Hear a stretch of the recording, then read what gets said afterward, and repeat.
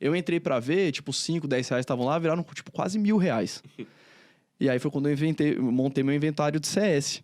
Eu falei, cara, já tem lá, esse dinheiro eu tava meio perdido, comprei umas skins de CS.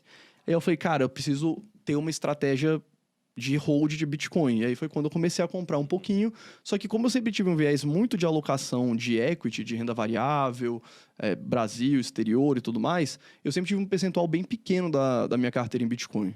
Então, eu poderia dizer que eu comecei a fazer o hold em Bitcoin ali a partir desse pico que teve em 2017, que eu acho que foi onde muita gente entrou, inclusive. Muita gente teve esse contato nessa alta muito violenta de 2017, e depois teve a de 2020, 2021, e agora essa mais recente, né? A Baster geralmente se considera value investor, provavelmente. Sim. Imagino que você também se considere value investor. Eu vou elaborar esse tema. Mas aí o que aconteceu? Só resumindo. Aí, beleza, ok. Aí, em 2017, eu comecei um canal no YouTube sobre investimentos, sem nenhuma pretensão, mais como hobby. Falei, cara, eu vou ensinar as pessoas, porque na época eu virei moderador da Baster. Então, comecei a produzir conteúdo lá. Falei, cara, eu vou fazer um canal no YouTube pra mim também. Comecei a compartilhar, o canal começou a crescer. Eu saí da Baster, canal do Holder no YouTube, pra quem quiser conhecer. E aí, o canal foi andando. Em 2018, eu saí do meu emprego no meu último fundo de pensão que eu trabalhei, e aí eu fiquei só por conta do YouTube. Então, basicamente, essa foi minha trajetória. E, velho, é porque o que eu vejo assim? A gente tem um guarda-chuva que a gente chama de buy and hold, que é comprar e segurar os ativos. Que eu acho que é essa mentalidade de construção de patrimônio com alocações diversas. E aí poderia entrar Bitcoin, renda fixa, ações, investimentos no exterior, tudo. Então, a gente tem essa mentalidade. Dentro disso, a gente tem alguns funis, que seria tipo Value Investing. Value Investing, normalmente, são os investidores que tendem a se importar mais com preço e querer comprar ações que estão descontadas, que é uma vertente que eu não gosto muito, porque a gente tem muitas evidências que mostram que o mercado é eficiente em precificar os ativos. Então, a gente tem uma precificação, uma alta eficiência em precificar os ativos. Inclusive, tem um livro muito bom do Andrew Lowe, chama Mercados Adaptáveis, que eu até recomendo para o pessoal que gosta de Bitcoin, apesar dele não falar de Bitcoin, mas ele fala sobre eficiências de mercado e ele mostra que quanto mais um mercado é eficiente em precificar os ativos, maior é a volatilidade daquele mercado. Então, teoricamente, a volatilidade maior do Bitcoin significa uma eficiência maior de precificar as coisas que estão acontecendo. O que é a eficiência de mercado, né? Para quem não conhece. É a capacidade que um determinado mercado tem de incorporar as informações todas diversas do universo no valor daquele ativo, naquele momento. Deixa eu fazer o advogado do diabo, então. Porque, assim, eu conheço todo o pensamento, eu de fama, hipótese dos mercados eficientes, e assim, na minha cabeça como um Bitcoiner, se o mercado fosse de fato eficiente, o Bitcoin já estava em 5 ou 10 milhões de dólares. O que você discorda desse ponto de vista, se o Bitcoin é o ativo que é mais eficiente nessa questão de mercado? É porque, assim, a eficiência de mercado, o que ela diz? Que o mercado, ele é eficiente em incorporar todas as informações, porque o que é o mercado, né? É importante, assim, não é um monstro, né? Que fica ali. Né? São todas as pessoas que contribuem de forma direta ou indireta para a formação daquele ativo. Então, assim, o pessoal coloca muito assim, se está subindo é porque tem mais gente comprando do que gente vendendo. Se está caindo é porque tem mais gente vendendo do que gente comprando.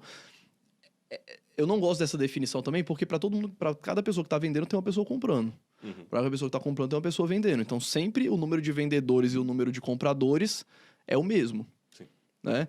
Quando você tem uma disponibilidade maior ou uma vontade maior de quem está comprando pagar valores maiores e a pessoa que está vendendo aceita vender por valores maiores, esse preço sobe.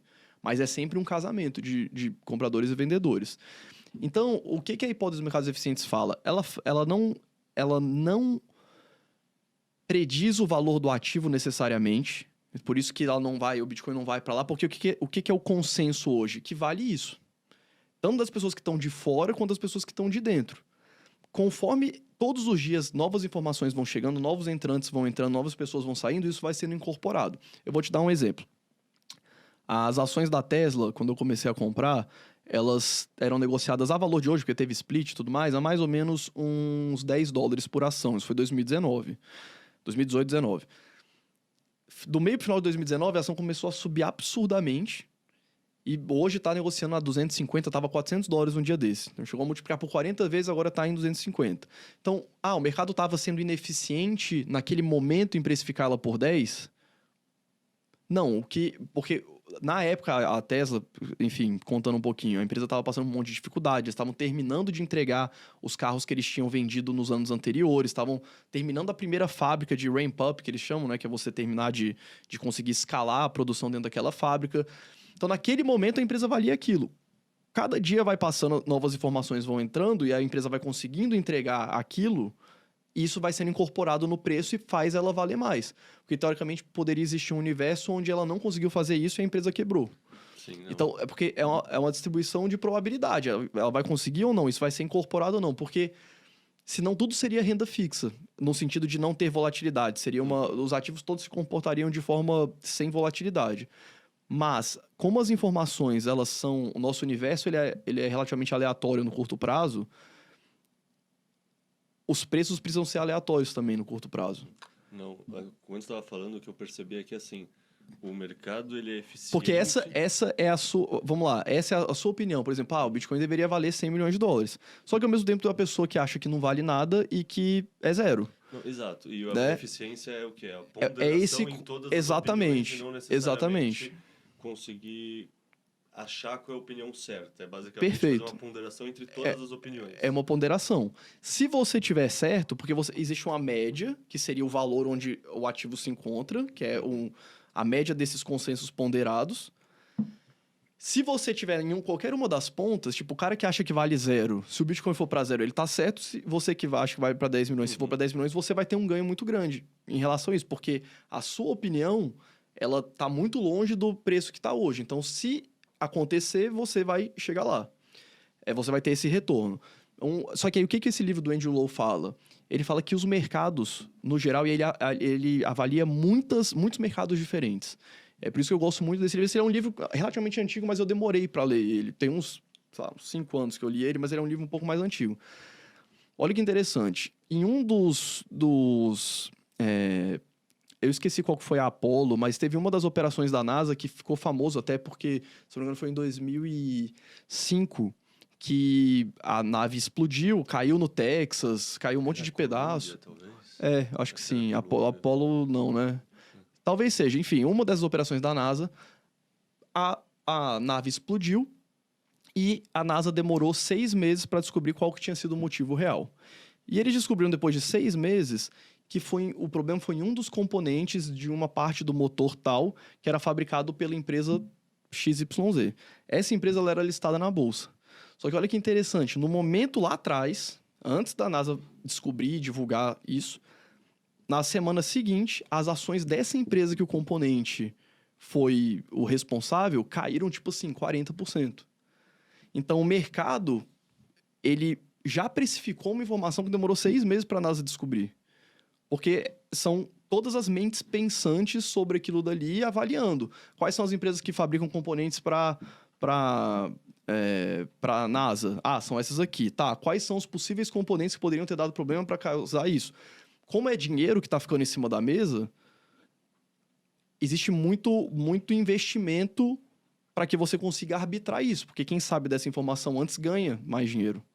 Então, o que ele mostra isso no mercado de peixe, em várias épocas do tempo. Ele mostra que o mercado ele é relativamente eficiente. Um exemplo que eu gosto de dar é o seguinte. Bota aí, Honda Civic 2017, num site qualquer de compra de carros. Você vai ver que os Honda Civics eles são negociados ali por uma média de preço. Né? É porque não tem uma padronização, né? No caso de ações, ou Bitcoin, ou qualquer outro ativo, você tem... Quanto maior a padronização dos ativos... mais eficiente você vai ser. Mas vamos supor, você pega em uma determinada cidade, Honda Civics do mesmo ano, do mesmo modelo, com a mesma faixa de quilometragem. Eles vão ser negociados e anunciados por valores muito parecidos. Você nunca vai ter uma negociação que vai estar negociando por 30% do preço, porque se alguém decidir vender muito mais barato, provavelmente alguém já comprou antes de você ter essa informação, e se o cara botar lá que ele está vendendo o carro por R$1 milhão, ninguém vai comprar. Então ele vale aquele consenso de mercado. E isso, teoricamente, deveria ser verdade para os outros ativos, né, de uma forma geral. Mas, de novo, quando é só um consenso, é uma média de consenso, e a massa, ela pode estar errada em alguns momentos. A hipótese dos mercados eficientes, ela não diz que você tem que estar o mercado está certo 100% do tempo sobre 100% dos ativos. Ela diz que o mercado costuma estar certo em boa parte do tempo para a maior parte dos ativos.